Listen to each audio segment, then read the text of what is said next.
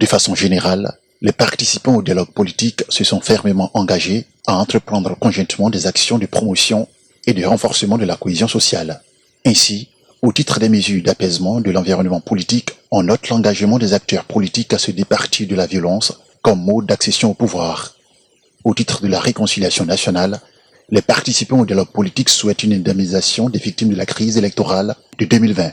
Les participants se sont par ailleurs accordés à la poursuite du renforcement de la culture démocratique au sein de la société ivoirienne. M. César Etou est le directeur de publication d'un journal proche du parti de l'ex-président ivoirien Laurent Gbagbo. Pour lui, la balle se trouve désormais dans le camp de l'exécutif.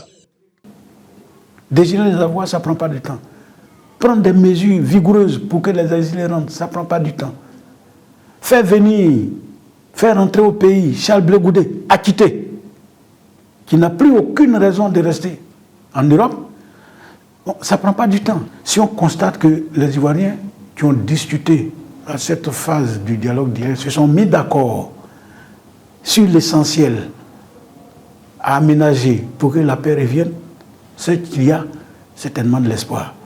Au dialogue politique, des recommandations ont également été faites au titre du cadre juridique et institutionnel des élections en Côte d'Ivoire. Elles portent entre autres sur la révision de la liste électorale par la Commission électorale indépendante.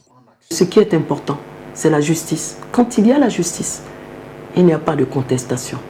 Et ici, la justice, concernant tous ces éléments qui ont été établis dans ce rapport institutionnel et juridique, il faille que, non seulement les parties signataires, n'est-ce pas, de ce rapport, respectent ce qu'elles-mêmes ont écrit, ce qu'elles-mêmes ont arrêté.